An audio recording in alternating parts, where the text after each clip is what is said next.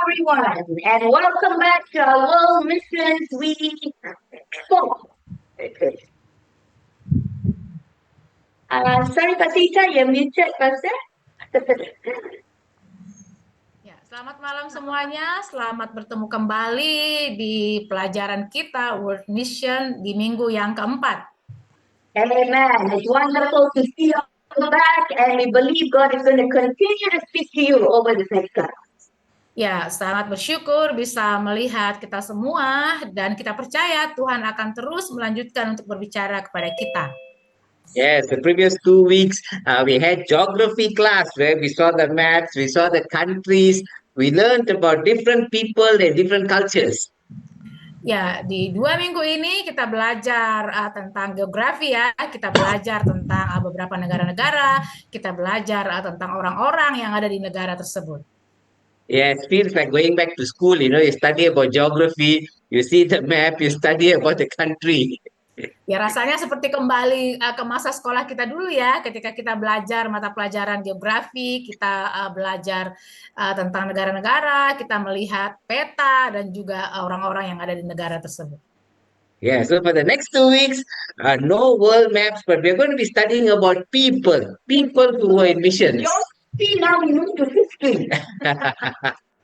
Ya, tapi 2 minggu ke depan kita tidak akan belajar lagi tentang geografi, tapi kita akan belajar tentang orang-orang, yaitu orang-orang yang bergerak di bidang misi. Yes, so from geography, now we are coming to history. Jadi dari geografi, sekarang kita beralih belajar sejarah. Okay, come let's pray. Ya, mari kita berdoa. Jesus, we lift up this time to you, Lord, even as we study about missions and how you use people to impact people, how you use regular men and women to travel the nations of the world to sow the seed of missions. Father, even as we learn about them, we ask that we be inspired by them, O God, that they were willing to trust in you. And in the same way, we want to trust in you that we will become vessels, mighty vessels in your hand. Use us for your glory, O God. Inspire us with the stories that we are hearing. We pray that you will speak to our hearts, O God, and give us a deep appreciation for missions. We thank you for the people who have given their life for the mission field, and we surrender our lives to you to use it for your glory. In Jesus' mighty and precious name we pray. Amen. Amen.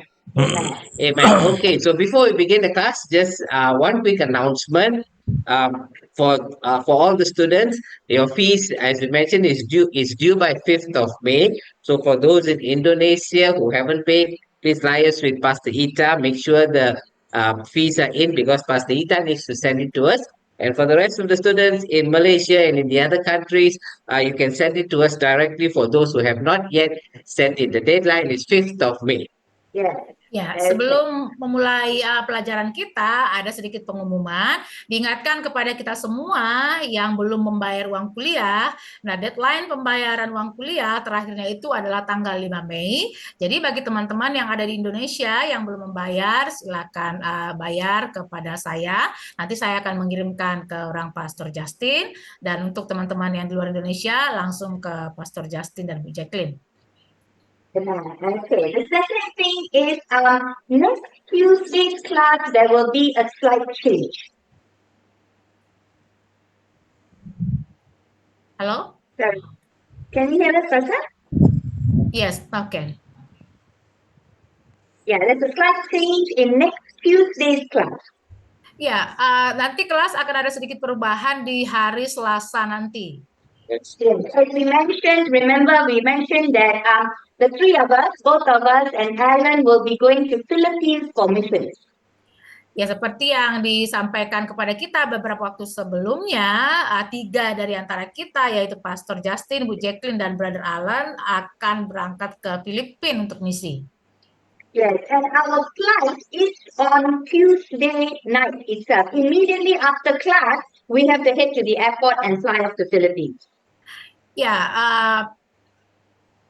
mereka akan berangkat hari Selasa malam, begitu selesai kita kuliah.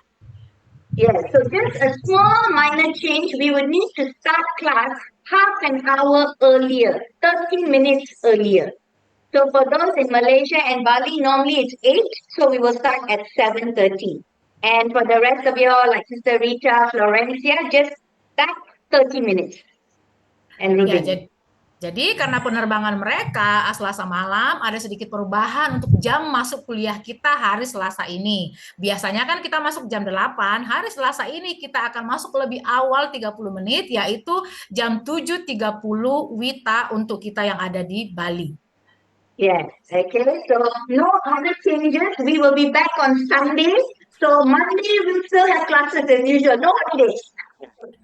Ya, tapi ingat ya, tidak ada perubahan walaupun mereka pergi misi, mereka pergi Selasa. Hari Minggu ternyata mereka sudah kembali. Jadi Senin tidak ada liburnya, tetap kuliah seperti biasa. Yes, don't be like, why they can't stay longer? No, we planned it as such and make sure we come back on Sunday, we rest on Monday and night we still see you as usual. Ya, jadi mereka memang sudah memplanningnya ya, supaya tidak mengganggu kelas kita. Mereka pergi hari Selasa dan mereka kembali hari Minggu sehingga kelas kita tidak akan terganggu. Amen. Okay, so that's for next Tuesday. The third thing is your assignment for today. We want to elect to you how it is to be done.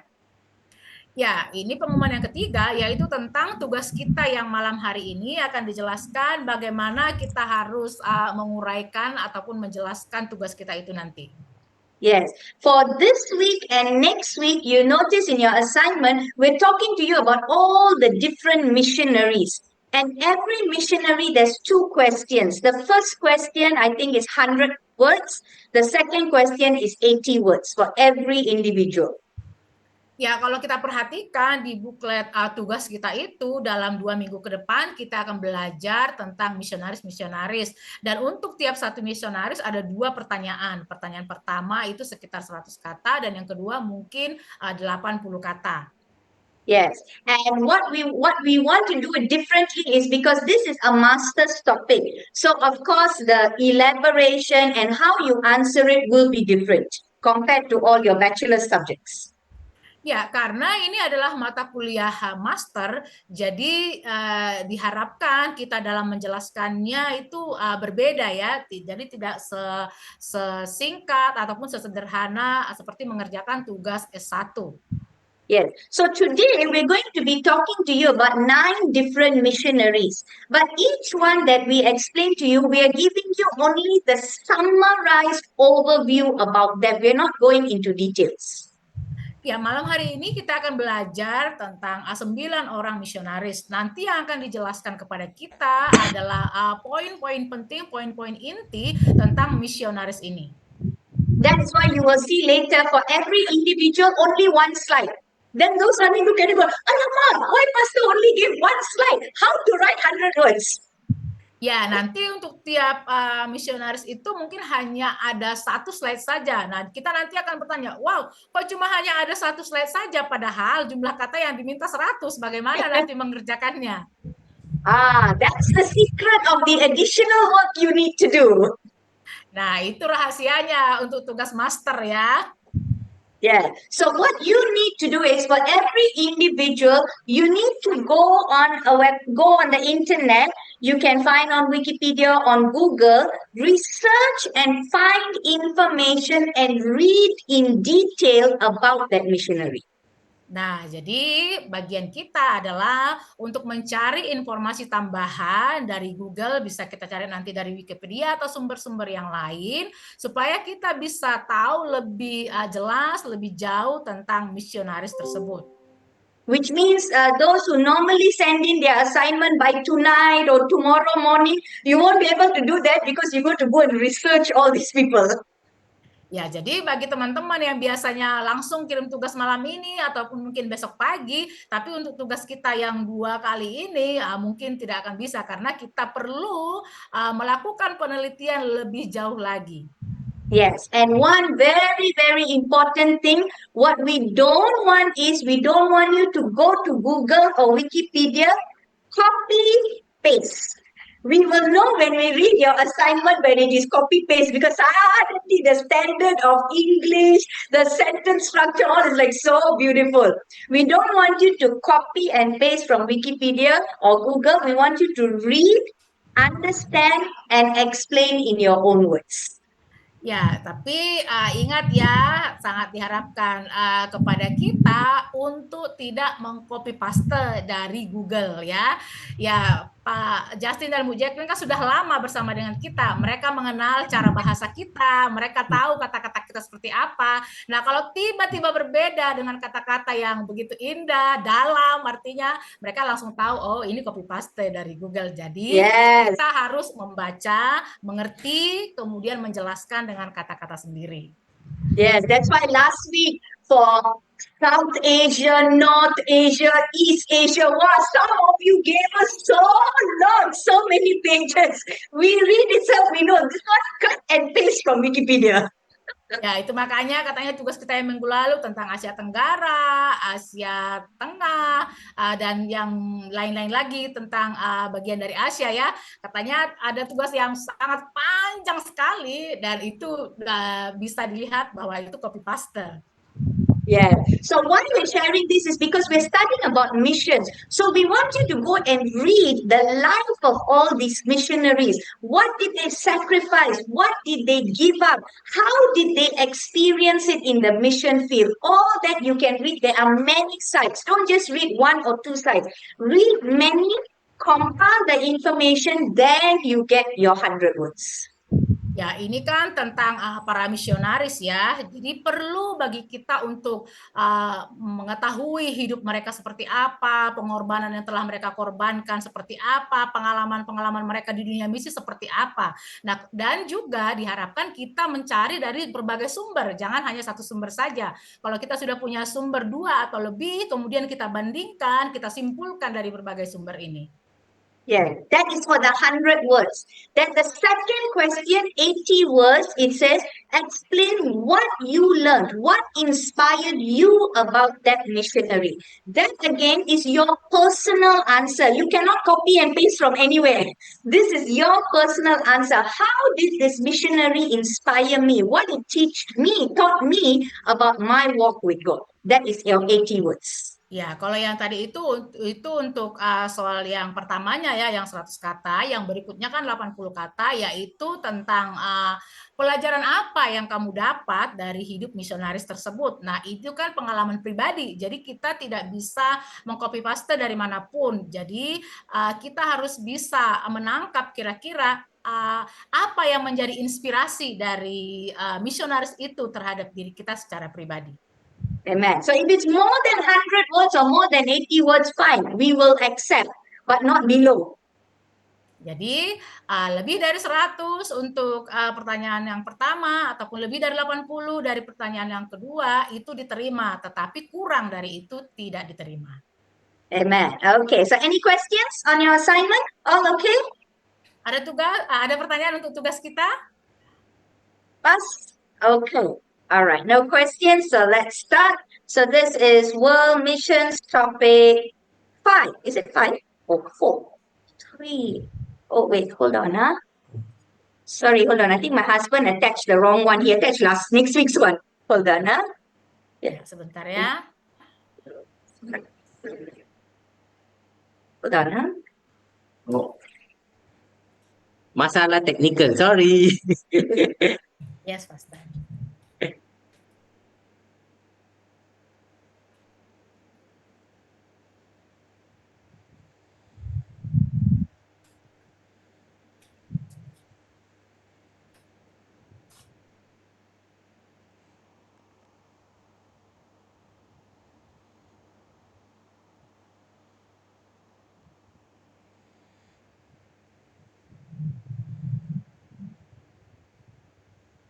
Okay, can you see this?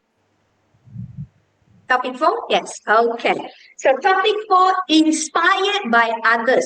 Why we want to share all this with you is to encourage you and show how different missionaries gave of their life by stepping into the mission field. Ya, topik kita yang keempat ini yaitu dengan judul terinspirasi oleh orang lain. Nah, nanti kita akan melihat beberapa misionaris, kita akan bisa tahu bagaimana mereka memberi hidupnya dalam misi. That is why we were talking to you about all the different nations, because we want to encourage you to open your mind, not to limit yourself to your country alone, but be willing to be sent to any nation in the world to be a blessing to them. Ya, kalau beberapa minggu yang lalu kita belajar tentang berbagai negara, itu tujuannya adalah supaya kita tidak membatasi diri kita hanya untuk memikirkan negara kita sendiri saja, tapi itu adalah untuk membuka mata kita tentang negara-negara yang lain yang ada di dunia ini. So all these missionaries we're going to be explaining to you this week and next week are people who were sent into the mission field not in their country. They were sent thousands of miles away into another nation. Ya, misionaris-misionaris yang akan kita pelajari malam ini dan minggu yang akan datang adalah misionaris yang pergi melayani keluar dari negaranya, bahkan sampai ribuan mil dari negaranya. Amen. So the first one we're going to be looking at is William Carey. Yang pertama kita akan melihat seorang misionaris, William Carey. If you notice in the picture there, it says his age, so that means this very long time ago, 1761 till 1834. Ya, kalau kita lihat di layar, di sana itu William Carey itu masa hidupnya tahun 1761 sampai 1834.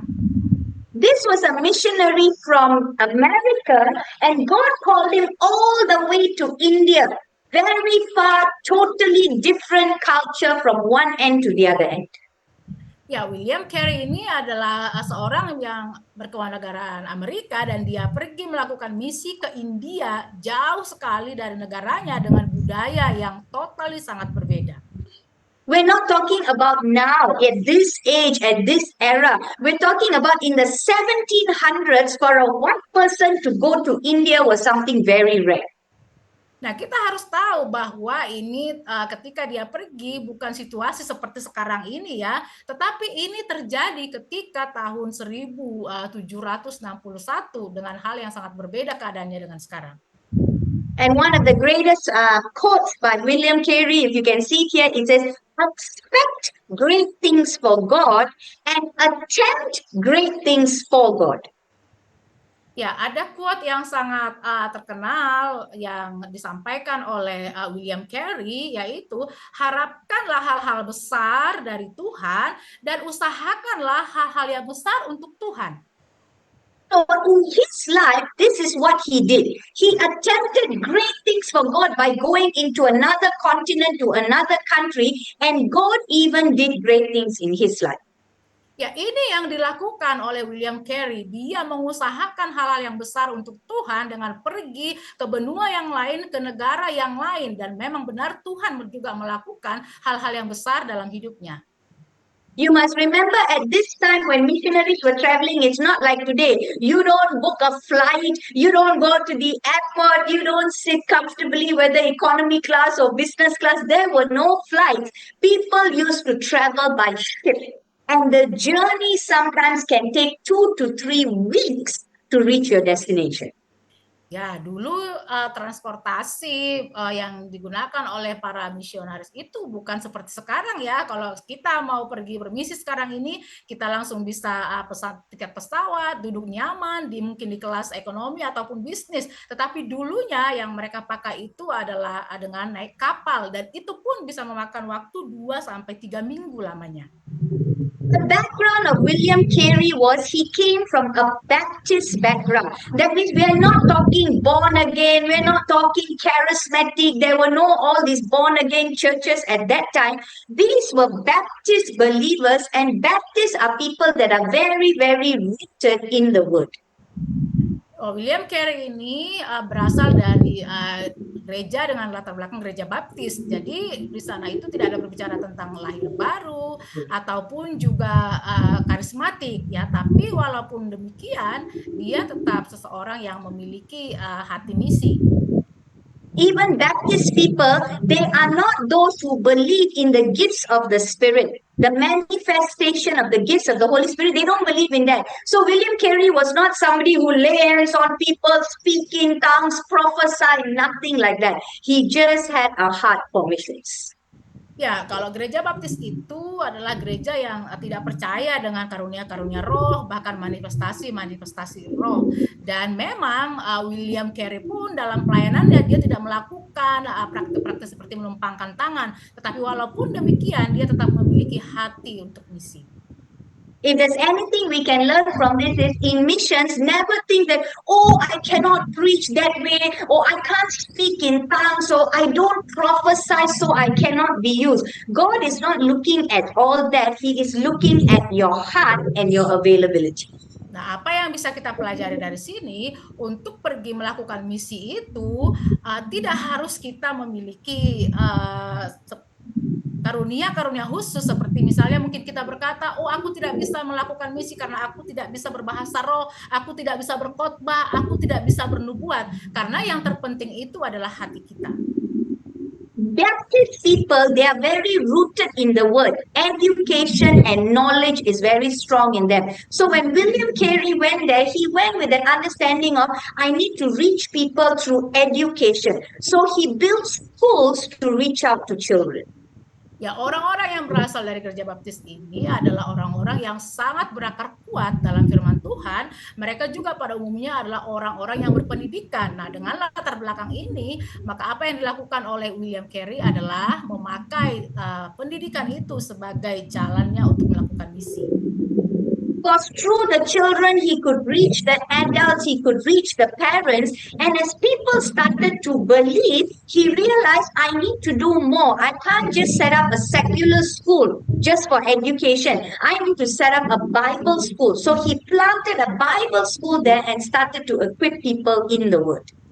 Ya, William Carey memulai membangun sekolah untuk anak-anak. Tapi melalui anak-anak ini dia bisa menjangkau orang-orang dewasa, dia juga bisa menjangkau para orang tua dari anak-anak ini. Setelah ada beberapa orang yang sudah menjadi percaya dan mereka sudah menjadi banyak, William Carey berpikir bahwa tidak cukup dia hanya membangun sekolah yang sekuler saja, tetapi dia perlu untuk membangun sekolah yang merupakan sekolah teologi.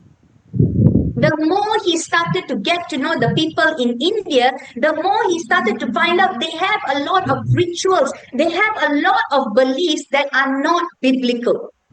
Ya, semakin lama, semakin jauh William Carey mengenal orang-orang India, semakin juga dia tahu ritual-ritual yang dilakukan oleh orang India dan juga tradisi-tradisi mereka yang tidak alkitabiah. One of the things that certain groups in India practice is this practice of sati. Sati means when the husband dies, for some reason, say the husband falls sick or he's old and he dies, but the wife is 100% fine, she's healthy. But when the husband dies, the wife must also die at the same time. So when the funeral is being done and they are burning the husband's body, the wife who is alive must lie on top of that and be burnt as well with the husband. Jadi ada satu praktek yang sangat ekstrim di India saat itu ya, yang disebut dengan nama sati. Nah, apa sati itu? Sati itu adalah ketika seorang suami meninggal dan istrinya walaupun dalam keadaan sehat, dalam keadaan yang baik-baik saja, ketika nanti diadakan proses pembakaran jenazah dari suaminya, maka istrinya yang dalam keadaan sehat, istrinya yang baik-baik saja ini akan diletakkan di atas jenazah suaminya dan akan dibakar bersama-sama. Yes, while she is still alive, it's not like they gave us a medication and she's passed out. While she's still alive, she's literally burnt alive because husband and wife must be together. Ya, jadi ketika dia ditaruh di atas jenazah suaminya itu, dia benar-benar dalam keadaan yang hidup ya, tidak dilakukan bius sebelumnya atau praktek yang lain, tidak, benar-benar dalam kondisi hidup ditaruh di atas jenazah suaminya, kemudian dibakar, karena menurut mereka suami istri itu harus bersama. So can you see how he had to speak, how he had to connect with people to try and break a tradition that had been there for many years? Ya, jadi William Carey ini berusaha untuk bisa mengubah tradisi yang sudah ada di sana yang dilakukan oleh orang-orang India. So imagine what he had to go through, yet he sacrificed many years of his life adapting to the culture, trying to change all these traditions by developing that relationship with them. Jadi bisa kita bayangkan kesulitan-kesulitan atau tantangan yang dihadapi oleh William Carey, bagaimana dia harus beradaptasi dengan budaya-budaya yang ada di sana, dan bagaimana dia harus bisa mengubah budaya-budaya yang tidak alkitabiah yang di sana dilakukan orang-orang India. So how long was William Carey in India? What else did he do? Practice of sati was only one of it. What else did he achieve? All that is where now you need to do the research and give us. Ya, jadi berapa lama William Carey melayani di India, dan selain praktek sati, praktek-praktek apa lagi yang tidak alkitabiah yang dilihat oleh William Carey di sana. Nah, ini merupakan hal yang harus kita cari sendiri dengan menelitinya dari Google nanti. Yeah, some important things you should do for each of these missionaries. How many years were they in that country?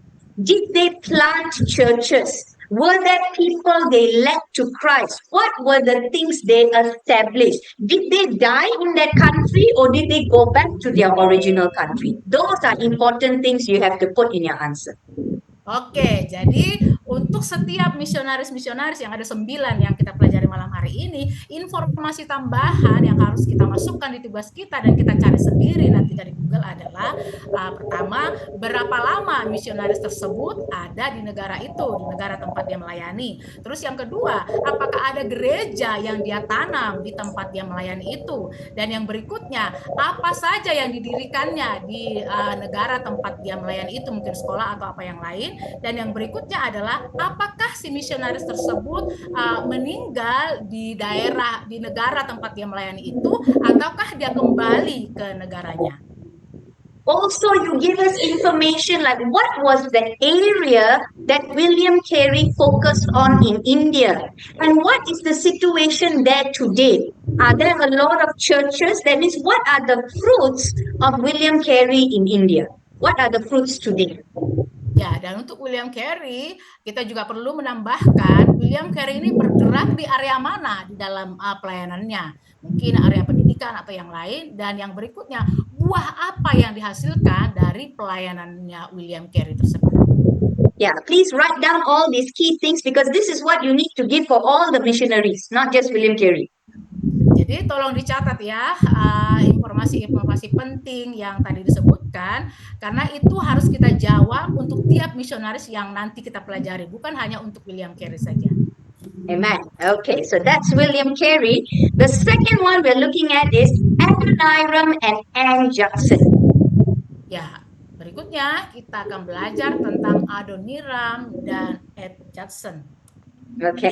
Now, Adoniram and Ann Judson were also from US, and they were called for missions to the nation of Burma, or what we call Myanmar today. Ya, Adoniram dan Ed Judson ini adalah misionaris dari Amerika. Mereka melayani atau melakukan misi ke Burma atau yang sekarang kita sebut Myanmar.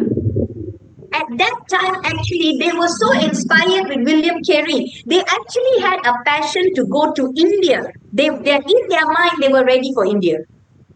Ya, mereka berdua ini sangat terinspirasi dengan William Carey. Sebenarnya di dalam hati mereka berencana untuk pergi ke India. But when they reached the port and they were supposed to get on the ship, there was some problem and they said, oh, because of certain conditions, there is no ship that is going to India. So because of that, you can't go. There is another ship there that is going to Burma. If you're interested, you can take that ship.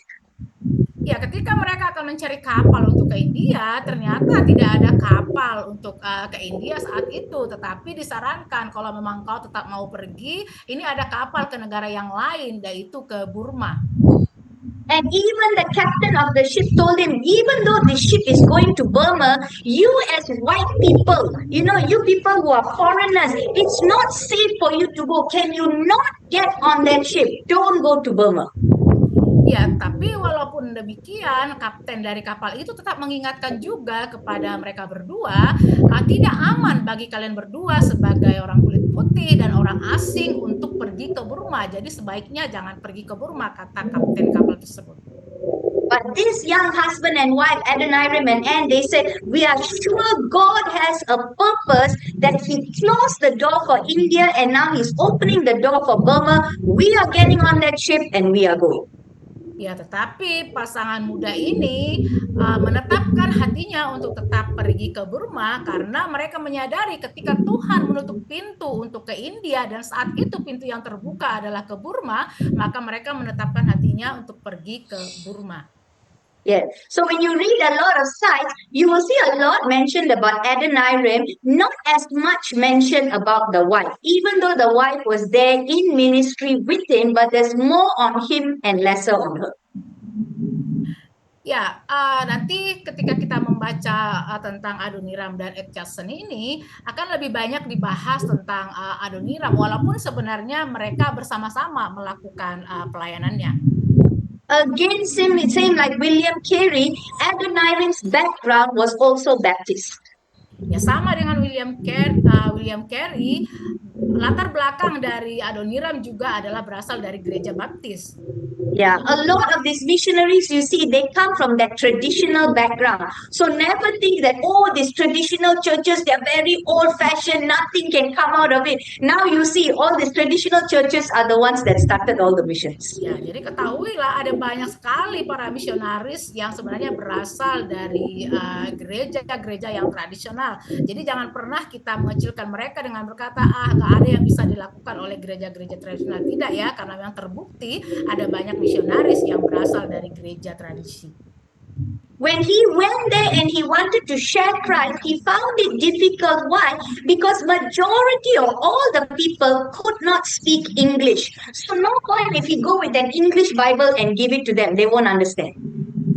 Ya, ketika Adoniram sudah sampai di Burma, dia mengalami kesulitan untuk berkomunikasi dengan orang-orang Burma. Kenapa? Karena tidak banyak di sana yang bisa berkomunikasi dalam bahasa Inggris. Dan ketika dia memberikan Alkitab dalam bahasa Inggris, tentu mereka tidak akan mengerti itu. His calling for God to take him to Burma was literally to learn the Burmese language and translate the Bible to Burmese. Jadi panggilan Tuhan bagi Adoniram dengan membawa ke Burma adalah untuk belajar bahasa Burma dan kemudian untuk menerjemahkan Alkitab ke dalam bahasa Burma. It's not easy for an adult to learn another language, let alone to translate the Bible, because you have to use accurate words. Ya, tidak mudah ya bagi orang yang sudah dewasa untuk belajar sebuah bahasa yang baru, apalagi ini untuk menerjemahkan Alkitab, karena kita harus pastikan bahwa terjemahan kita itu adalah akurat. But God gave him that gift. He was a linguist. He loved languages and he could understand the language so well that he translated the Bible. Tapi Tuhan memberikan karunia kepada Adoniram dan memang dia sangat menyukai yang namanya bahasa sehingga dia bisa dengan mudah mempelajari bahasa Burma dan kemudian dia bisa menerjemahkan Alkitab ke dalam bahasa Burma. Adoniram was there for 12 years. In the first 12 years, not there for 12 years, in the first 12 years of his ministry, only 18 people became Christians.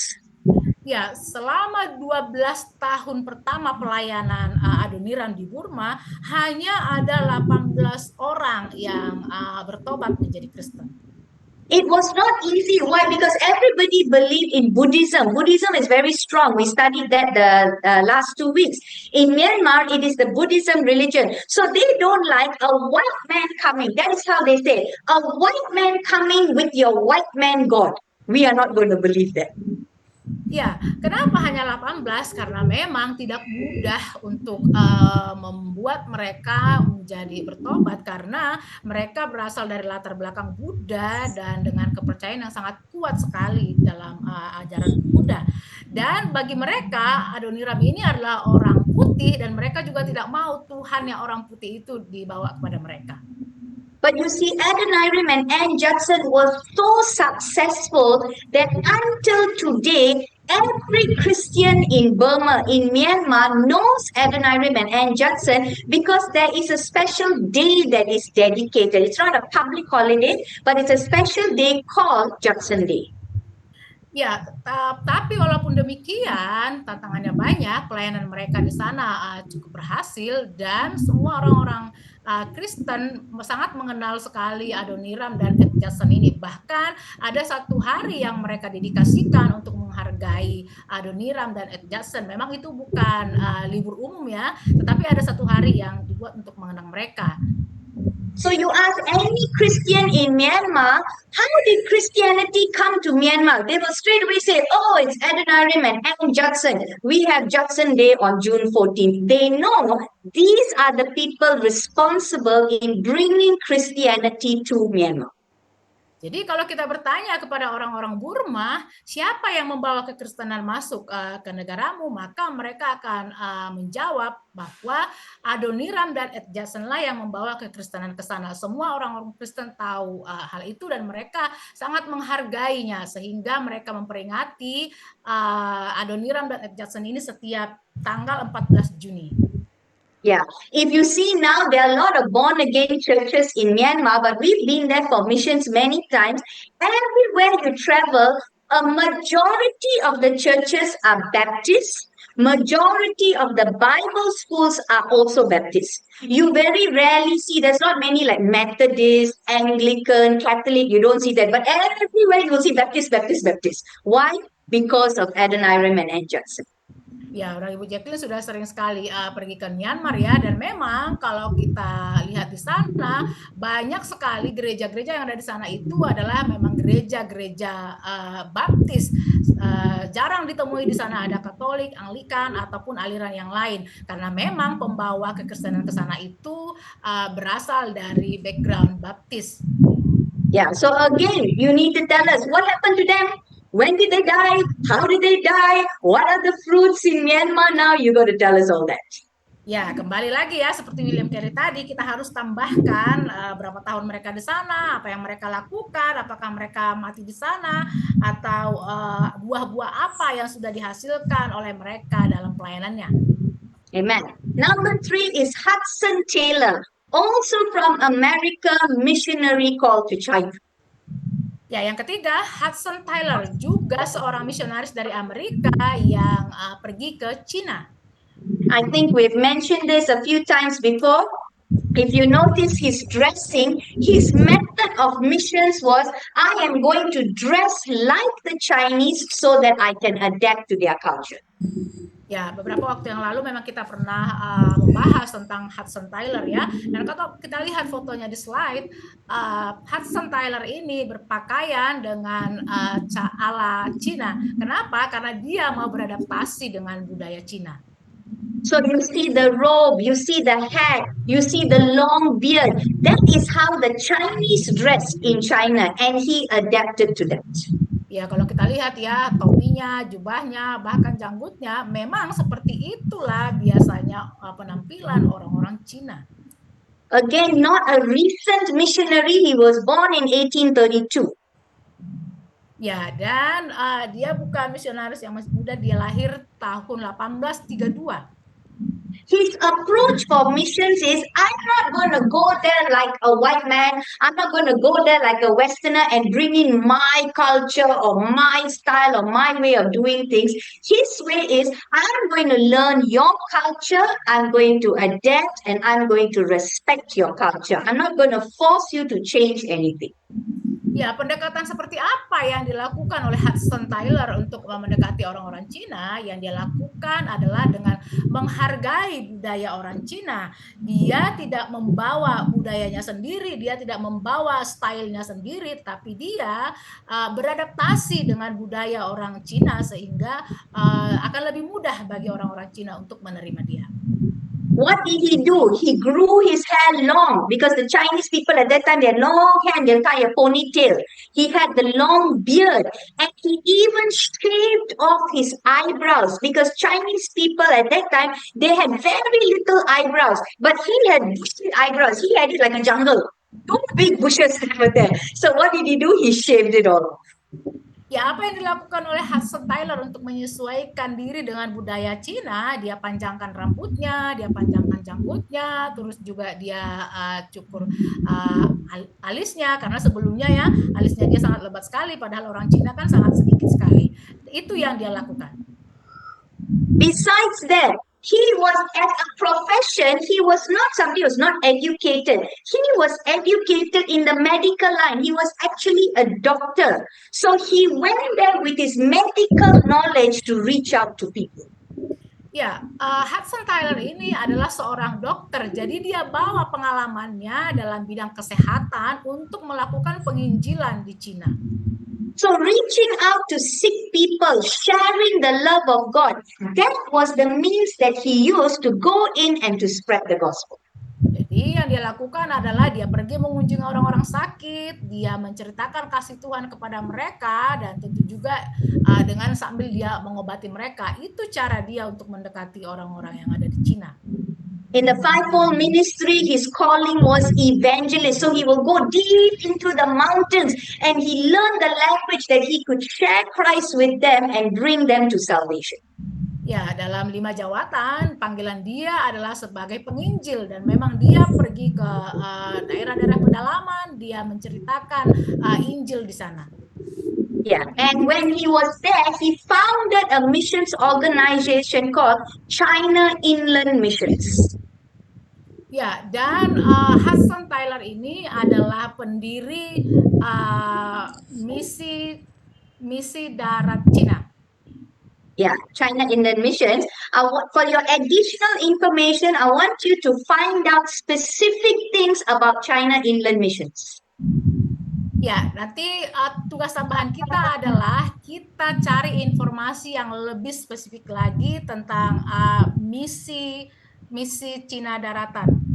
Yes. What I want you to find out is how many generations of Hudson Taylor are there in China? Because until today, the generations are still there. I think it's either his great-grandchildren or his great-great-grandchildren.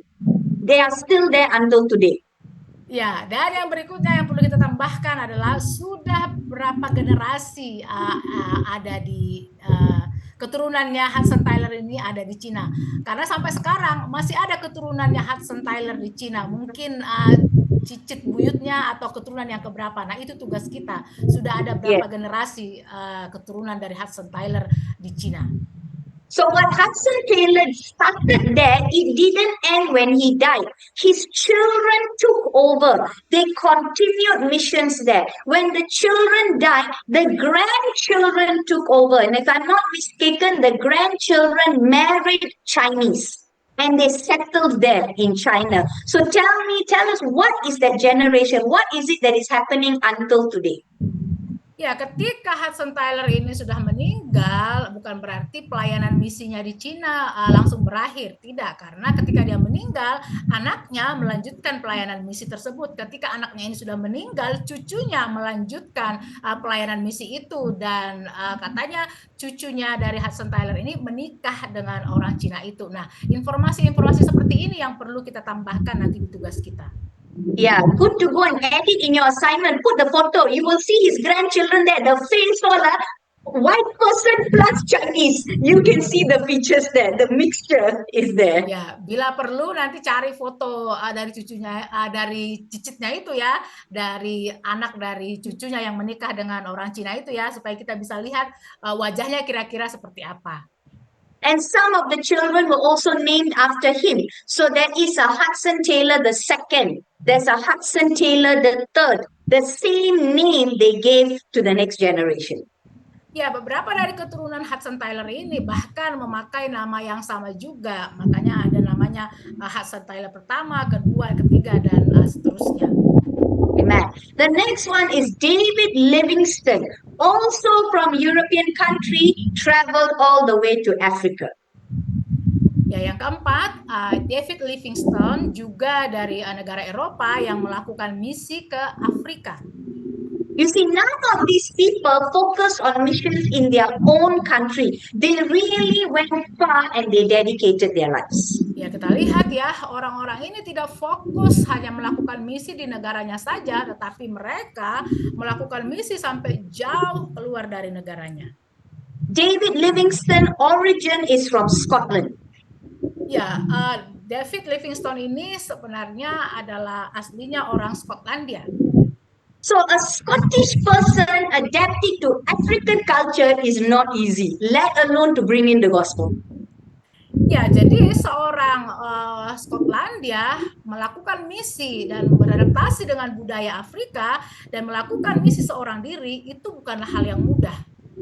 David Livingstone background was medical. He was a doctor. He was Dr. David Livingstone. So when he went into missions, for him it was medical missions. I need to help people there who are sick, and with that bring in the gospel.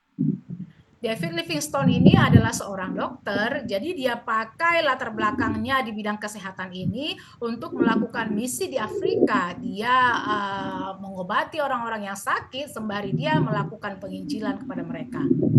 So whatever your background is, whatever your education, whatever you studied, your degree, your master's, just because you go into missions, it's not going to be wasted. God will use that talent. He will use that gift He has blessed you with and use that in the mission field. Jadi dari sini kita bisa belajar apapun pendidikan kita, apapun latar belakang kita, ketika kita bergerak di misi, itu tidak akan menjadi sia-sia. Justru itu akan Tuhan pakai menjadi alat kita untuk masuk di dalam misi untuk melakukan penginjilan. Yeah, I believe Ruben is in the nursing line, right, Ruben? Yes, Ruben is in nursing. Krishna is also in nursing. It is not that if you become a missionary, you have to give up all that. No, God is going to use that in the mission field. Ya, Sister Ruben dan Ibu Krishna juga adalah perawat. Jadi semua keahlian kita itu tidak akan sia-sia ketika kita masuk ke ladang misi, tapi justru akan dipakai oleh Tuhan sebagai alat bagi kita untuk melayani, melakukan penginjilan. And I encourage you, don't ever think what you have studied is going to be wasted. No, it is going to be an advantage. It is going to be an asset for you in missions. Jadi jangan pernah kita berpikir akan sia-sia apa yang pernah kita pelajari dulu. Kalau kita masuk ke dunia misi, justru kita akan sangat diuntungkan dengan berbagai pengalaman-pengalaman kita dulu. For David Livingstone in Africa, the places that he went to, people were very poor. So they were all dying at a very young age. Children were dying. Young people were dying. Why? Because they didn't have the medical assistance. That is what David Livingstone wrote. Ya, orang-orang Afrika yang dijangkau oleh David Livingstone ini adalah orang-orang yang sangat miskin sekali. Nah, karena kemiskinannya ini banyak di antara mereka yang mati dalam usia muda, bahkan anak-anak pun banyak yang meninggal. Salah satunya adalah karena masalah kesehatan. Another thing about David Livingstone was he loved nature. That is, anytime during his free time, he likes to go jungle trekking, he likes to hike up mountains. He loved all of that in nature. Ya, David Livingstone ini adalah seorang pecinta alam. Jadi kalau dia ada waktu, dia akan pergi ke hutan, dia akan menikmati alam di sana. Even being a lover of nature, God used it for His glory. Ya, kita lihat ya, bahkan seorang pecinta alam pun bisa Tuhan pakai untuk kemuliaannya. Do you know David Livingstone was the person responsible in mapping out South Africa? All the areas, all the districts, all the different places in South Africa. Who came up with that map? It was David Livingstone because he loved to travel. So he created all the borders. Nah, salah satunya yang dihasilkan oleh David Livingstone ini adalah dialah orang yang telah membuat peta dari Afrika Selatan. Nah, karena dia kan seorang pecinta alam, dia suka jalan ke sana, jalan ke sini, jadi dia bisa membuat peta Afrika Selatan. In all his traveling and going hiking, do you know he was the one who discovered Victoria Falls? Victoria Falls is a beautiful waterfall that is in Africa. David Livingstone was the one that discovered that.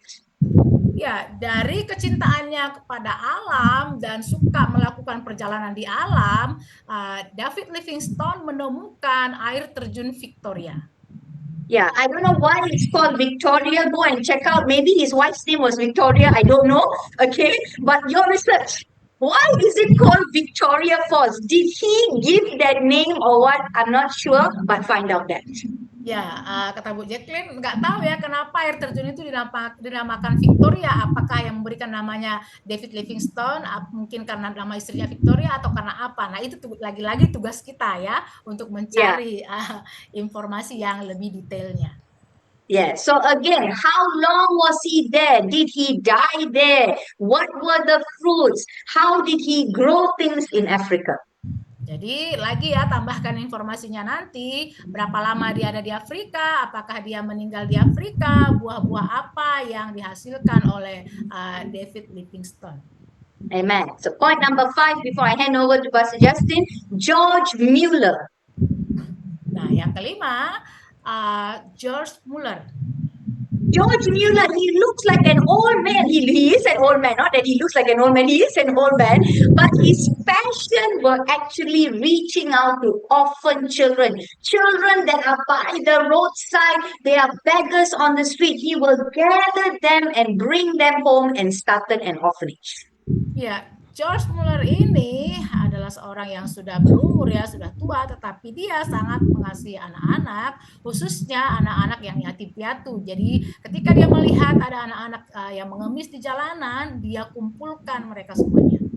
Yeah, we watched the movie on George Mueller, so we do know that he did this ministry with his wife as well.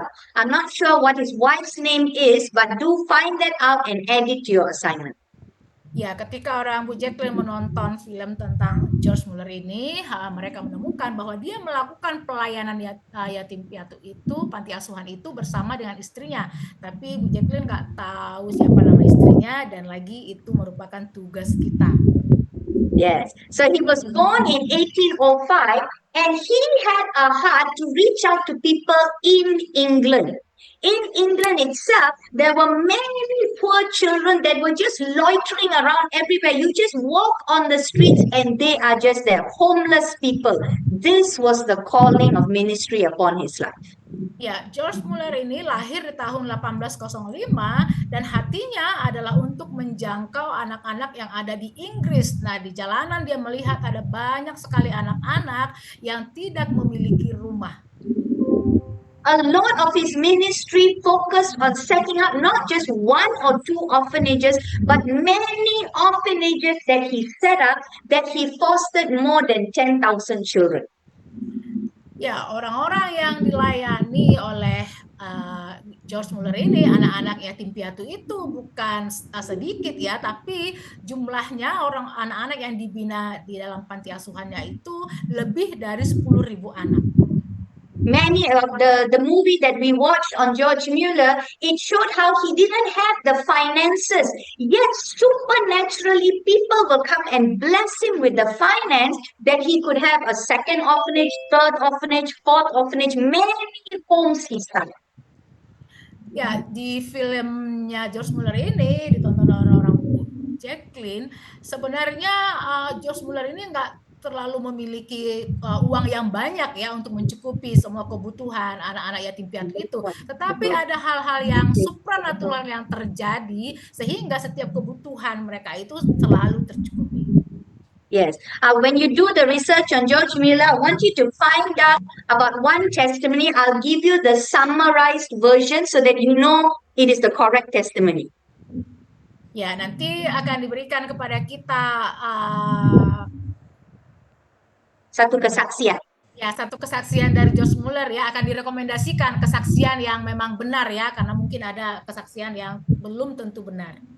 Yeah, so I want you to read up on it. It is where at one time in the orphanage, with all the children there, they didn't have any food to eat. Zero food. Jadi suatu saat terjadi mereka itu sama sekali tidak mempunyai makanan. But what did George Mueller and his wife do? Gathered all the children, put them round the table, lift the plate and lay the cup there. Empty plate and empty cup.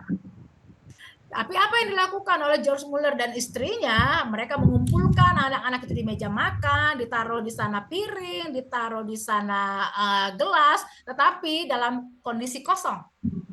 And all the children were looking around like, where's the food? There's an empty plate and cup here. Ya, tapi anak-anak itu bertanya, mana makanannya? Kok piring dan gelasnya pada kosong?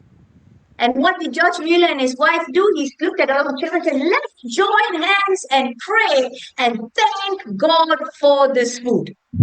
Ya, tapi George Muller dan istrinya berkata, mari kita sama-sama saling bergandengan tangan dan kita berdoa dan bersyukur untuk makanan.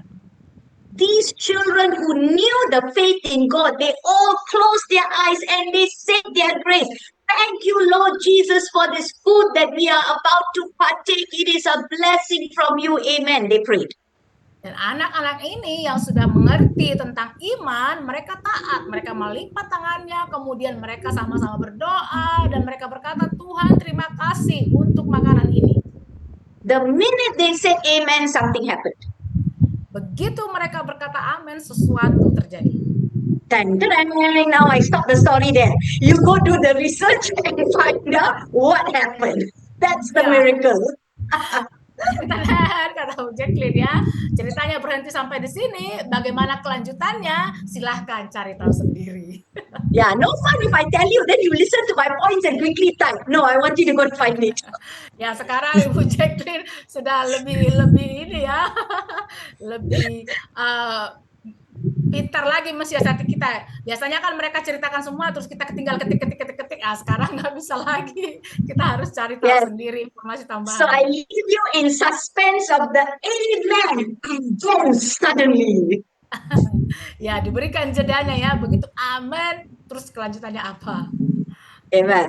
Okay. The next final point here is George Mueller was somebody who was very known in all over when people were doing missions. When they remember George Mueller, they remembered him as faith missions because everything he did taking steps of faith. Ya, setiap orang yang mengenal George Mueller, mereka pasti akan langsung tahu bahwa George Mueller ini adalah seorang misionaris yang beriman. Karena segala sesuatu apa yang dia lakukan itu adalah dengan dasar iman. Time a child grew up and reached the age of 18 and they were going to leave the orphanage, he would always call the child and tell them about the Bible and the coin. Ya, ketika anak-anak yang mereka pelihara itu sudah besar dan mungkin berumur 18 tahun, kemudian datang ke panti asuhannya, George Mueller akan tetap menceritakan tentang Alkitab dan koin kepada mereka. Those of you doing children's ministry, very important, Pastor Ita, you can do it this week with the children. Do this activity of Bible and coin. Ya, kita yang bergerak dalam bidang pelayanan anak, ini satu ide bagi kita ya, bisa kita praktekkan. Yeah, what George Mueller would do is he will ask the children to put out both their hands. On one hand, he will put the Bible, and on the other hand, he will put the coin. Ya, apa yang dilakukan George Mueller? Dia suruh anak-anak membuka tangannya. Di satu tangan dia taruh Alkitab, dan di satu tangan yang lain dia taruh koin. Why? Because they all came from a very poor background. Their only need was, I need money so that I will have food to eat.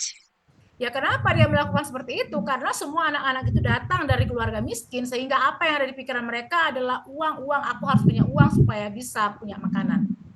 So when he lays the Bible and the coin in the hand and before praying and sending them out, he will say, the first thing you need to do is always put the word of God first. When you have the word of God instilled in you, you will never lack anything. There will always be provision from God. Put the word first, God will provide. Nah, apa yang dilakukan George Mueller. Ya, George Mueller berikutnya, dia akan berkata kepada mereka sebelum mereka diutus, Yang pertama-tama engkau utamakan adalah firman Tuhan. Kenapa? Karena ketika ada firman Tuhan di dalam engkau, ketika engkau berdiri teguh di atas firman Tuhan, maka yang berikutnya berkat ataupun penyediaan Tuhan akan ada. Don't run after money. Don't run after riches. Run after the word, and God will provide. Jadi jangan cari dahulu uang, tetapi carilah dahulu atau utamakanlah firman Tuhan daripada uang. Amen. So that is the first 5 missionaries. We're doing 9 today, so Pastor Justin will do the remainder 4. Ya, itulah 5 pertama dari misionaris yang mau kita pelajari. Berikutnya Pak Justin akan menjelaskan kepada kita. Okay, so now we are going to another gentleman by the name of Jonathan Goforth. He was a missionary to China. Ya, berikutnya kita akan belajar tentang Jonathan Goforth. Dia adalah seorang misionaris yang pergi ke Cina. Can you see, when you look at his name is already a mission's name. Goforth. Ya. Jadi kalau kita lihat namanya ya, sebenarnya di namanya pun sudah ada nilai misi di sana, yaitu Goforth. Pergi ya. Yes, he's maybe not a very common missionary that you may have heard about. Nevertheless, he was a very important missionary. Ya, mungkin kita tidak terlalu familiar dengan Jonathan Goforth ini ya, tetapi dia adalah seorang misionaris yang sangat penting juga. Yeah, he was actually a missionary who had a heart to go to China, and he has a very interesting story. Ya, dia adalah seorang misionaris yang punya hati untuk pergi ke Cina, dan dia punya sebuah cerita yang sangat menarik. Yes, he was born into a Christian family, and one of the days when he was attending his university, there was a visiting missionary that came. Ya, dia lahir dari keluarga Kristen.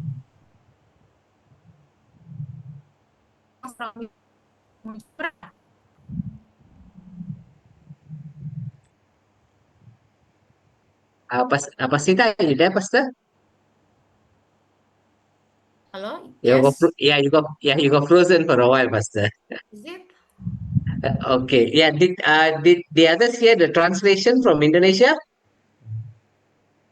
Can you give me a thumbs up? Tadi bisa dengar? Atau memang terputus suara saya? Terputus, Oh, Bu. terputus. Okay. Yeah. So, the Jonathan Goforth, his calling was to go to China for missions, and he has a very interesting story. Ya, Jonathan Goforth adalah seorang misionaris yang mempunyai hati untuk Cina, dan dia mempunyai cerita yang sangat menarik. Yes, in his heart, he knew he had a calling of an evangelist. Dalam hatinya dia tahu panggilannya adalah sebagai injil. Yes, and one of the days when he was in university, there was a visiting missionary that came to speak to the Christians that were there. Ya, ketika dia telah kuliah, ada misionaris yang datang mengunjungi mereka. And, as Jonathan Goforth was listening to this missionary preach passionately about missions, he heard the voice of the Lord. Ya, Jonathan Goforth mendengarkan dengan sangat bersemangat sekali apa yang disampaikan oleh penginjil tersebut, dan dia mendengarkan suara Tuhan.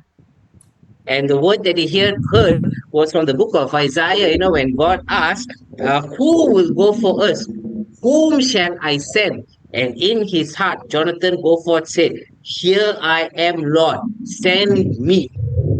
Ya, apa yang dia dengar di hatinya adalah firman Tuhan yang dari Yesaya, siapa yang akan kuutus, dan di dalam hatinya berkata, ini aku Tuhan, utuslah aku. And he testifies that from that day, he was so taken up with the idea of foreign missions that he knew he was going to be a foreign missionary. Something was burning in his heart.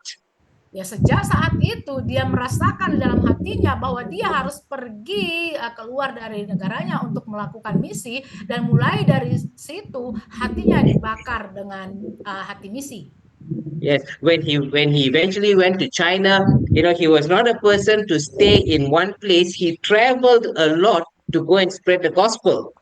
Ketika dia telah pergi ke Cina, dia tidak tinggal di satu tempat saja, tapi dia pergi ke berbagai tempat untuk mengabarkan Injil.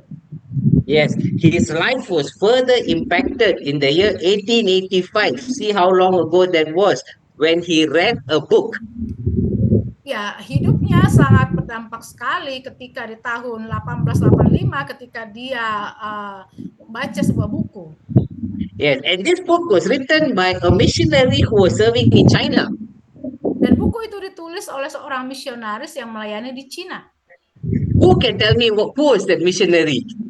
Siapa yang Who wrote bisa that book? sebutkan? Kira-kira siapa itu misionaris itu, penulis buku itu? Hudson. Who really? Hudson Taylor. Hudson Taylor, yes, exactly. He read a book written by Hudson Taylor, and the fire of missions just took over his life. Ya, dia baca buku yang ditulis oleh Hudson Taylor dan tiba-tiba hatinya terbakar oleh misi. Yes, and no, even just talking about reading books, Western culture people read books, but in the Asian culture, we are not, we have not been brought up to have a love for reading books. Ya memang dalam budayanya orang Barat ya membaca buku itu adalah sebuah kebiasaan berbeda dengan kita yang dari Asia yang tidak begitu punya kebiasaan untuk membaca buku.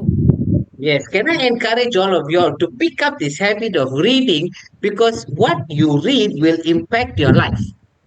Ya, disarankan kepada kita, mari mulai dari sekarang kita mulai membiasakan diri untuk membaca buku karena ketika kita membaca buku ada hal-hal yang akan mempengaruhi hidup kita dari yang kita baca. Yes, you start by reading a book. When you eventually go into missions, the Lord might move you to write a book. Write a book because those who read it will be inspired by what you write. Mungkin awalnya engkau mulai dengan membaca buku sampai pada suatu ketika mungkin Tuhan menyuruhmu untuk menulis buku dan ketika orang membaca buku itu mereka pun akan diinspirasi. When you write a book, don't think that I can't write. I'm not trained to write. I'm not a writer. Don't think of that. Think of the legacy that you'll be leaving behind. Ya, jadi jangan pikirkan, saya tidak bisa menulis, saya tidak punya pengalaman sebagai penulis. Tapi kita harus menetapkan di hati kita bahwa nilai-nilai yang akan kita tuliskan itu akan bermanfaat kepada orang. If God puts it in your heart, write a book. Kalau memang itu Tuhan taruh di hatimu, tulislah buku.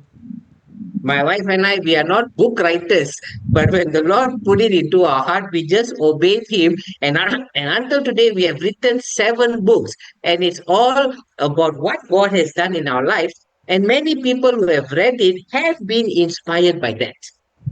Ya, Pak Justin dan Bu Jacqueline bukanlah penulis, tetapi mereka ada menulis buku juga. Kalau memang Tuhan suruh untuk menulis buku, mereka akan taat untuk menulisnya. Dan sampai sekarang sudah ada 7 buku yang mereka tulis, yang berdasarkan dengan pengalaman mereka, apa yang Tuhan kerjakan dengan mereka. Dan mereka percaya ketika orang membacanya, mereka mungkin akan diinspirasi.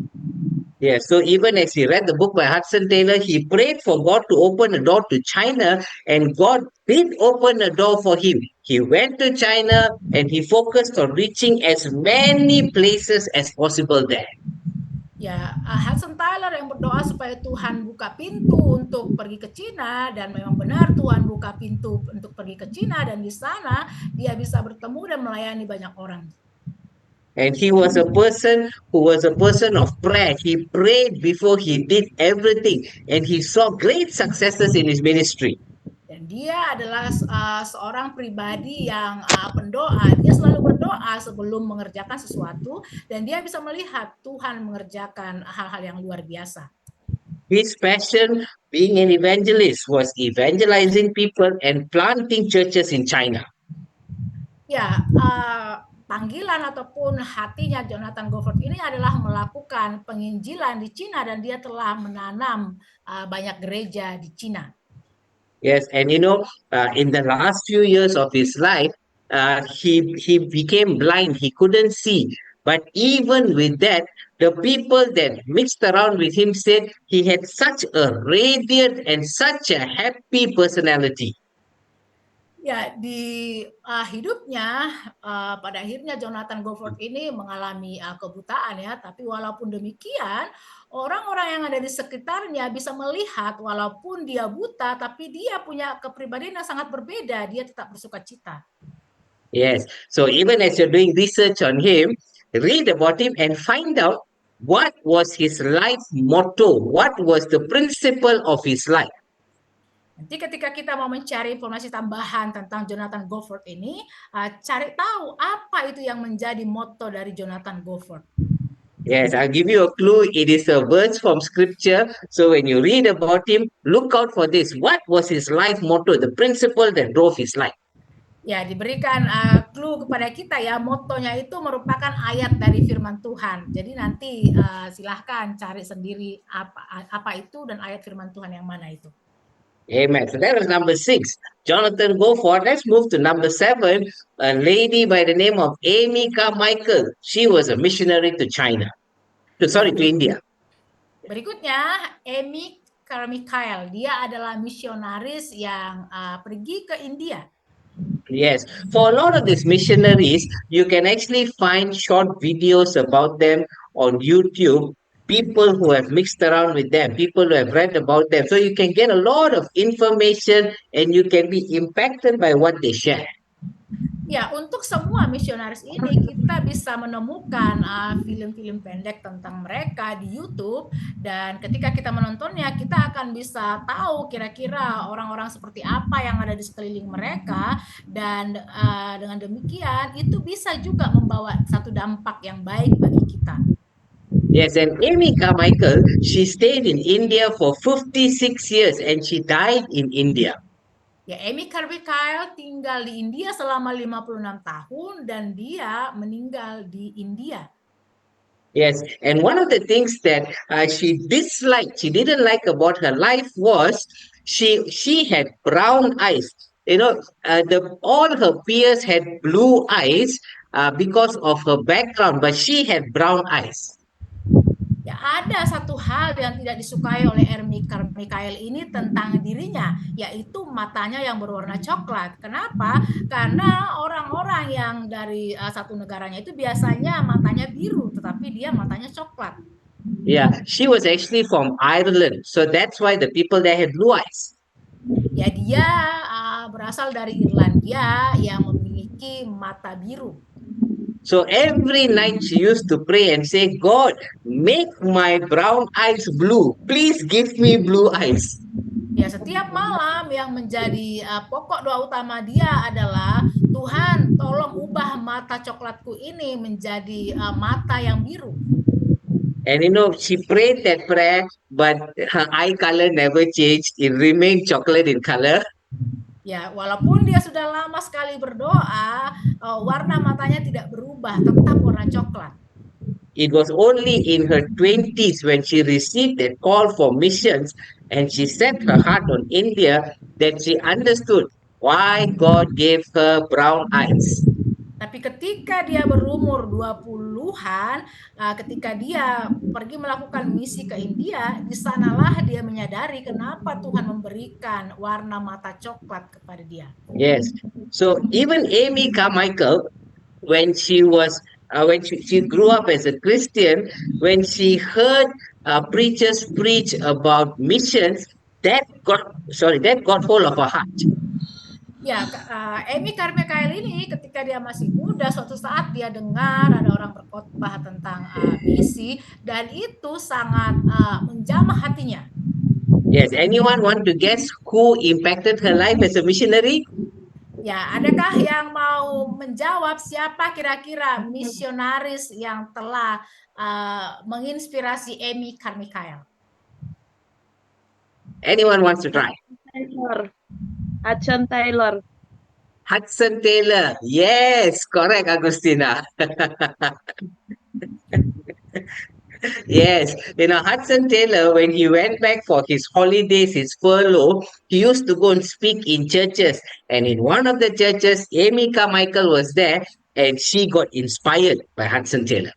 Benar ya, Hudson Taylor. Jadi Hudson Taylor ketika dia mengadakan liburan, dia berkhotbah di sebuah gereja, dan di gereja itu ada Amy Carmichael yang mendengarkan khotbahnya. Yeah, normally when missionaries take holidays or furloughs, they go to relax, they go to take a break from the work that they're doing. But not Hudson Taylor. When he goes back for his furlough or his holiday, he's going to churches, he's preaching on missions, he's mobilizing people for the mission field. Ya biasanya kan kalau kita ada cuti atau ada libur, biasanya pergi ke tempat-tempat yang santai. Tapi berbeda dengan Hudson Taylor, ketika dia cuti, ketika dia liburan, yang dia lakukan adalah tetap berkhotbah di gereja-gereja. Yeah. So, because Amy Carmichael was called to India, one of the things that she had to do was she had to change the way that she dressed up. Because Irish people don't dress like Indians. Ya, ketika Amy Carmichael telah sampai di India, apa yang dia lakukan adalah dia melakukan adaptasi penyesuaian dengan cara berpakaiannya. Karena cara berpakaian orang Irlandia tidak seperti cara berpakaian orang India. So what did she have to do? She had to change it. She started wearing a sari. A sari is a cloth that you wrap around yourself. You all will know that. She started dressing in that. And that really got the heart of the listeners because they saw this woman is trying to be like us. Ya, apa yang dilakukan oleh Amy Carmichael, dia beradaptasi dengan budaya India dengan memakai sari. Jadi ketika orang-orang India melihat dia memakai sari, itu sangat mereka hargai karena mereka lihat Amy Carmichael ini mau memakai pakaian mereka. He went to India with the idea of evangelizing the adults, but during the course of her ministry, she found that children were the ones that were responding to her. Ya, awalnya sebelum berangkat ke India, Amy Carmichael ini berencana untuk melayani orang-orang dewasa. Tetapi ketika sampai di India, yang pertama respon dengan dia itu adalah anak-anak. One of the things that she did there is there was this thing where families would sacrifice their children, especially girls, only girls.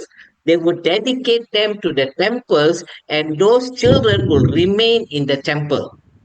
Ya, apa yang ditemukan Amy Carmichael di India, di sana itu ada budaya bahwa orang-orang India sering sekali mempersembahkan anak perempuannya ke kuil-kuil dan mereka akan tetap di sana.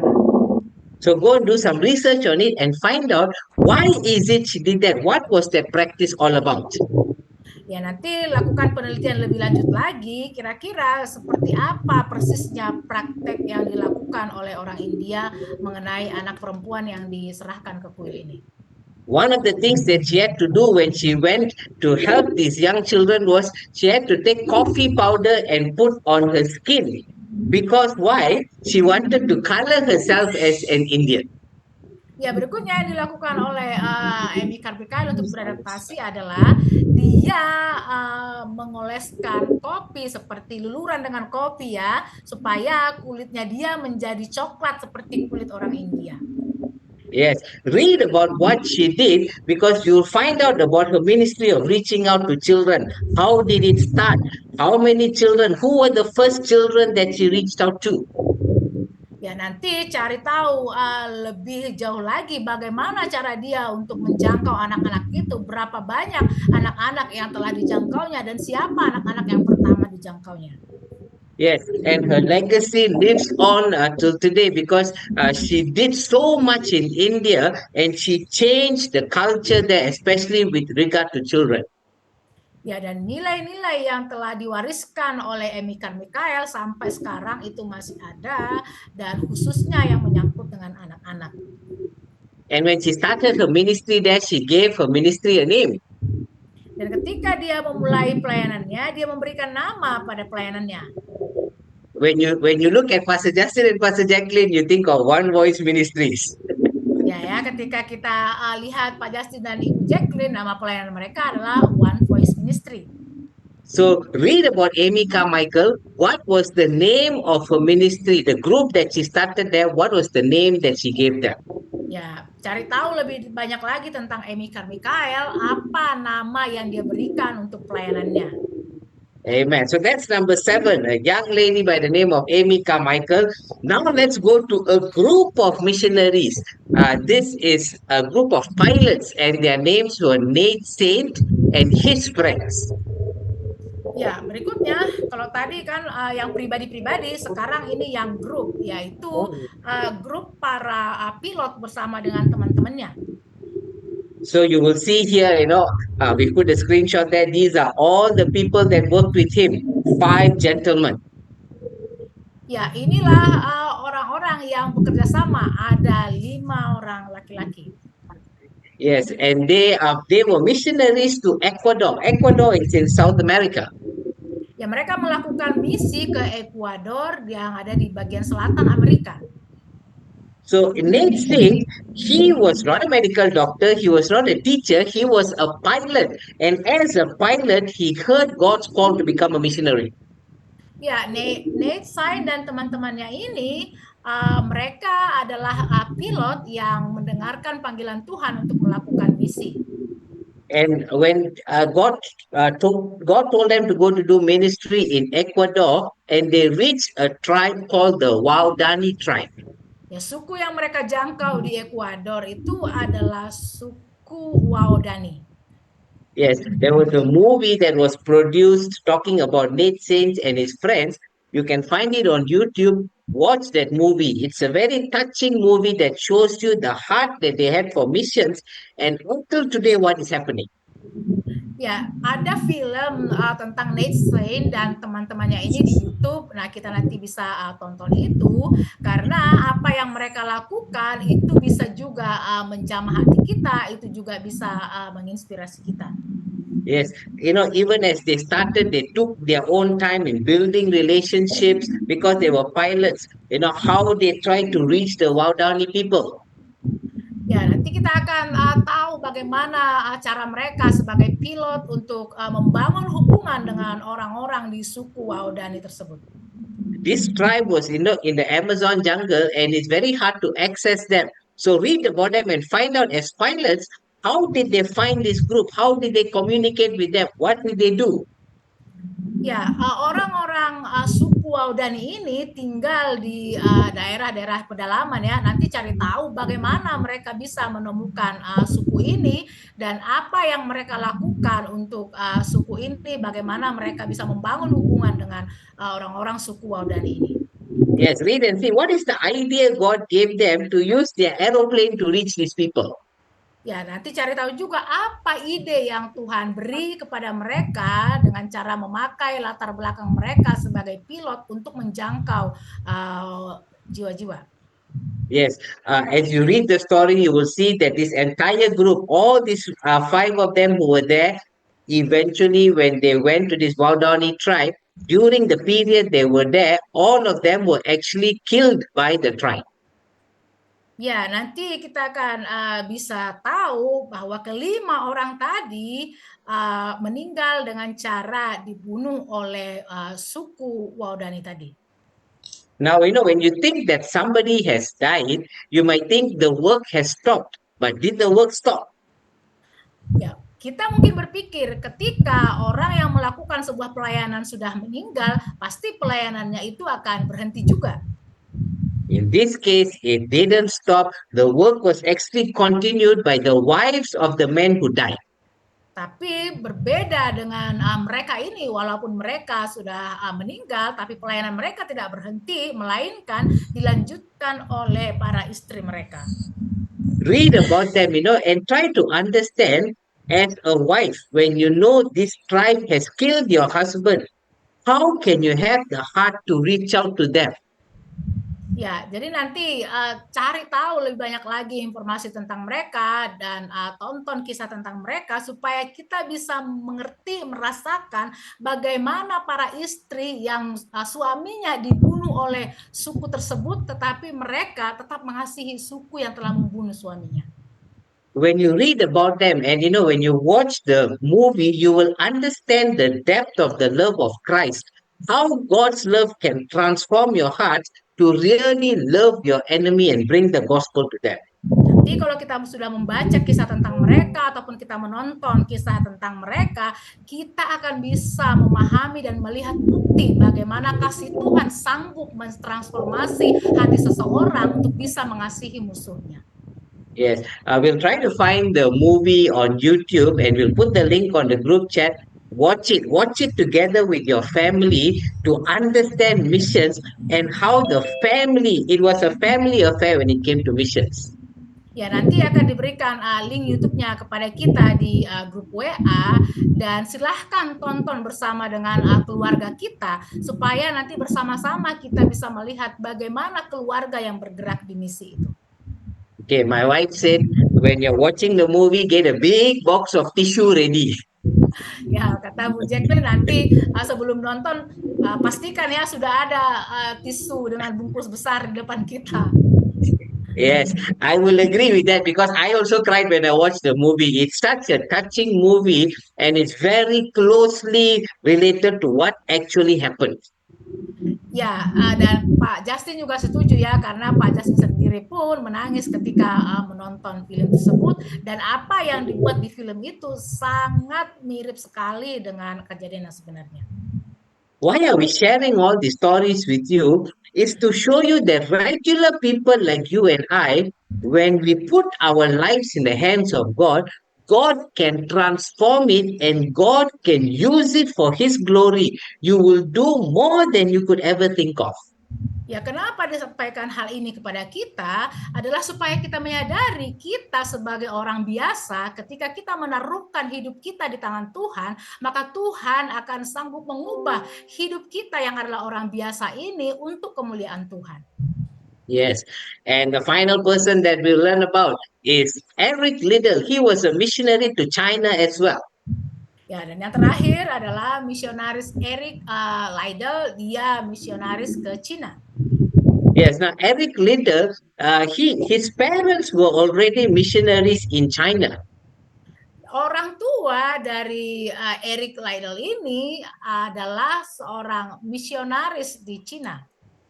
He was actually born in China, but his parents sent him back to Scotland to be educated. He attended school and he attended university back in Scotland. Ya, Eric Liddell ini lahir di Cina, tetapi orang tuanya mengirim dia untuk sekolah di Skotlandia sampai kuliah di sana. He was someone who was very good in athletics and he is well known for becoming an Olympic runner. Ya, dia adalah orang yang sangat terkenal ya dalam bidang atletik dan dia menjadi seorang pelari di Olimpiade. Yeah, and the interesting testimony about him is he was actually chosen to represent his country in the Olympics. He was supposed to run the 100 meters on a Sunday. Nah, suatu saat Eric Liddell ini terpilih untuk mewakili negaranya untuk bertanding di Olimpiade dan dia akan berlari di jarak 100 meter pada hari Minggu. When you do your research, find out what happened. Did he run the race? Did he not run the race? And what happened after that? Ya, nanti lakukan penelitian sendiri apa yang keputusan yang diambil oleh Eric Liddell. Apakah dia tetap mengikuti pertandingan yang diadakan di hari Minggu ataukah tidak? Nah, nanti silakan cari tahu sendiri. Yes, we must give you some work to do. We'll give you a little bit of the information so when you're reading, you know what to look for. Ya, jadi ketika kita disuruh untuk mencari informasi yang lebih lanjut, telah diberi sedikit clue-nya ya, sehingga kita akan tahu apa yang harus kita kerjakan. Yeah, he went back to Scotland after that. Then during the war, there was a war in China. He returned to China to do a lot of relief work there. Ya, setelah dia kuliah di Skotlandia, kemudian terjadi perang di Cina, dan dia akhirnya kembali ke Cina untuk melakukan berbagai kegiatan relief di Cina. And Eric Liddell, he was such a simple and humble guy that everyone around the world knew him as a famous runner, but the people in China never knew he was famous. He never portrayed himself as, I am the Olympic runner, I'm someone you should know, I'm famous. he didn't do that. He remained simple and humble, ministering to the people there. Ya, Eric Liddell ini adalah seseorang dengan kepribadian yang sederhana dan rendah hati, dan itu yang telah menyentuh hati orang-orang yang ada di Cina. Walaupun dia adalah orang yang terkenal sebagai pelari Olimpiade, tapi dia tidak menunjukkan dirinya sebagai orang yang terkenal, dan itu yang menarik hati orang-orang yang ada di Cina. Yes, when he went back to China, his passion was for the children. So he taught the children, he organized sports for them, he connected with them so well. Ya, ketika dia kembali di Cina, hatinya tergerak untuk menjangkau anak-anak. Apa yang dia lakukan, dia menjangkau anak-anak itu melalui latar belakangnya dengan cara olahraga. God used him in a very special way to touch the children of China. He left his personality, his famousness, what he was known for. He left it behind because he knew God was calling him to China for missions to impact the lives of children there. Ya, Tuhan memakai dia dengan cara yang sangat luar biasa dalam menjangkau anak-anak, dan memang Eric Liddell ini dengan rendah hati dia meninggalkan ketenarannya sebagai pelari Olimpiade yang terkenal, dan dia melakukan penjangkauan kepada anak-anak dengan hati yang penuh beban atas mereka. So, even as you read this, even as we have gone through 9 today, we'll go through another 9 next week. As you read, as you learn about them, ask God, if you can use them, you can use my life too.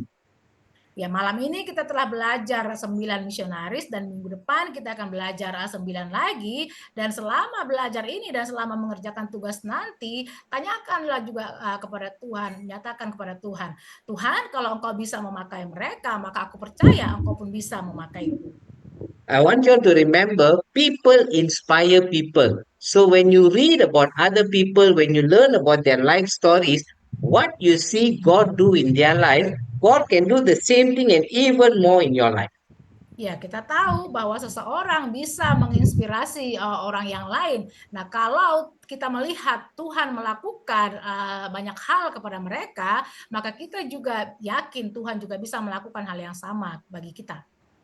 Amen. We just want to ask, we won't share today, maybe we'll share next week or what. How many of you know our mission story?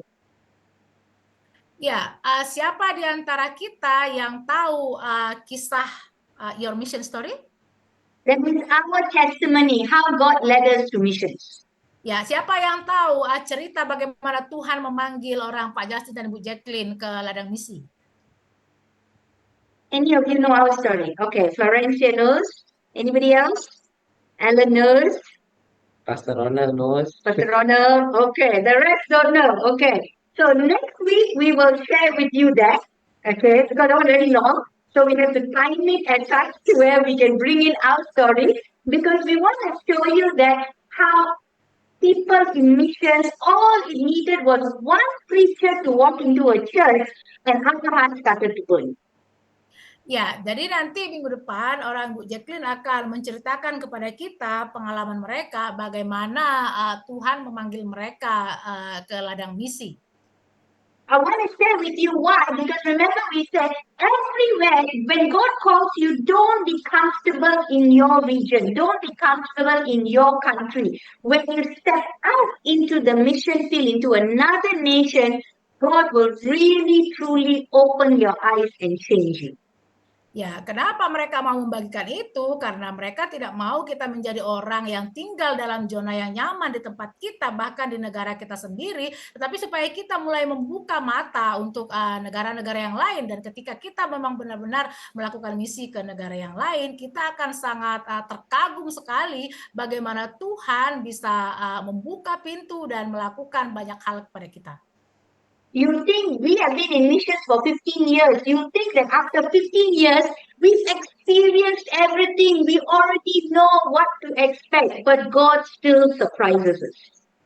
Ya, orang Pak Justin dan Bu Jacqueline telah melayani di bidang misi selama 15 tahun, dan dengan jangka waktu 15 tahun ini sudah banyak sekali sebenarnya pengalaman mereka. Tetapi walaupun demikian, tetap saja ada surprise-surprise yang Tuhan lakukan. a few weeks, about a month back when we were in Nepal, on the last day, always on the last day of our mission, we try our level best to cook for our mission partners, to just fellowship over a meal. Ya, beberapa waktu yang lalu ketika mereka melakukan misi di Nepal di hari terakhirnya, mereka memasak untuk orang-orang yang ada di sana. So on the last day, we went shopping, and for me, I don't know whether it's an Indian style, but if there's 10 people, my mind will say 30, I might end up cooking for 40. Ya, jadi sebelum masak-masak itu Ibu Jacqueline belanja dulu. Ya, memang sih yang mau dikasih makan itu 10 orang, tapi dalam pikiran Ibu Jacqueline itu seperti mau masak untuk 30 orang. Yeah, so in my mind, I'll say 30. When I'm buying, I will say 40. God will just multiply it. Ya, jadi orang yang mau dikasih makan itu sebenarnya 10, tapi di pikirannya ada 30, dan ketika belanja dibelanjakan untuk 40 orang. So I was all excited in the market buying things, and Pastor Justin was next to me and going, 10 people, 10 people. I'm like, yeah, I know, but let's take extra of this and let's take extra of that. Jadi dengan sangat semangat sekali Bu Jacqueline belanja, dan sangat banyak sekali, dan Pak Justin selalu mengingatkan, ingat ya, hanya untuk 10 orang, hanya untuk 10 orang. Tetapi Bu Jacqueline tetap belanja seperti untuk kebutuhan 40 orang.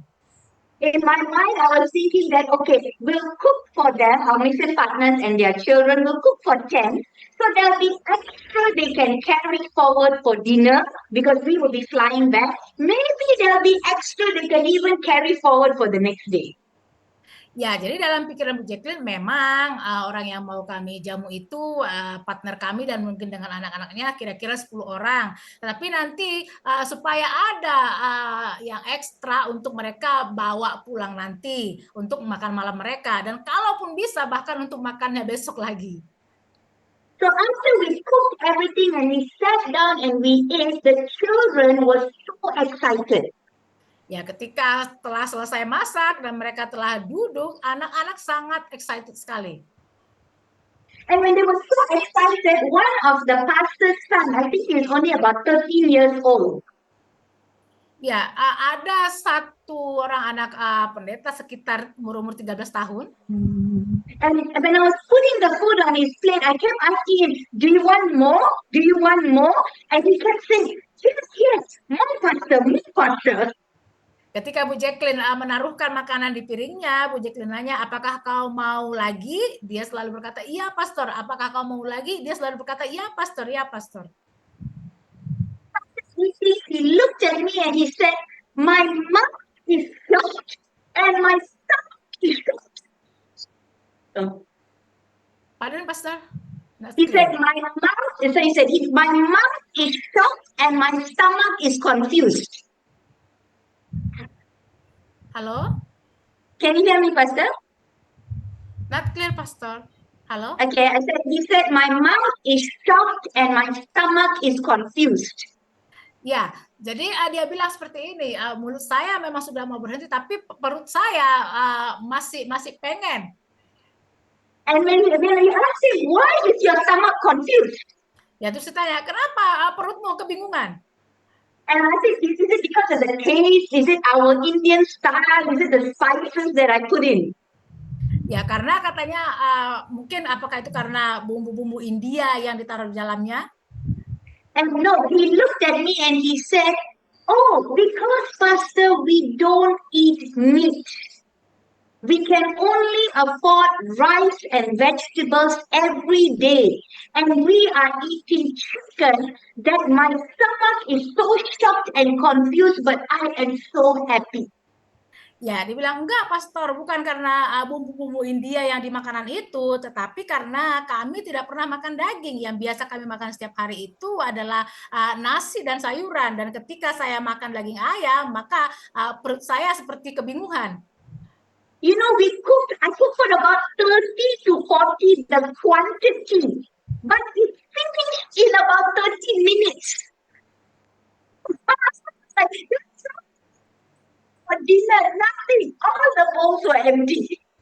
Ya, yang dimasak itu adalah untuk kira-kira 30 sampai 40 orang banyaknya. Tetapi itu bisa habis dalam jangka waktu 30 menit. Jadi jangankan untuk besok harinya ya, untuk malamnya aja pun nggak ada, semuanya habis.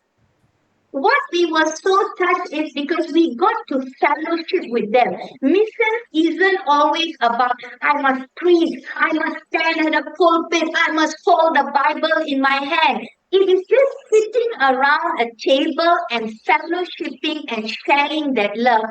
That is also mission.